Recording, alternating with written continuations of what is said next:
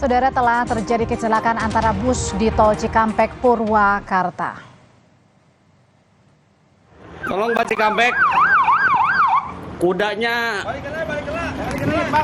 kudanya tolong diarahin, ini bantuan. Juga kudanya ada, udah 10.2 dari Cipali juga. Ini banyak untuk korban, banyak Pak Cikampek 86. Baru saja saudara kami mendapatkan informasi terjadi kecelakaan bus di Tol Cikampek Purwakarta.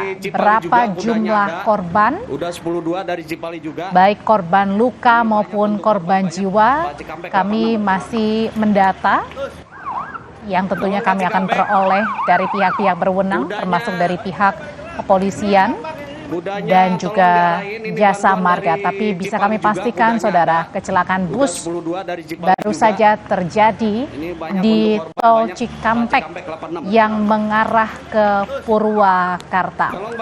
Berhati-hati saudara, apalagi sebentar lagi juga sudah memasuki musim panjang, libur Natal dan juga Tahun Baru bagi Anda yang berkendara. Tetaplah untuk memperhatikan keselamatan dan jaga jarak dengan kendaraan yang ada di depan maupun di belakang.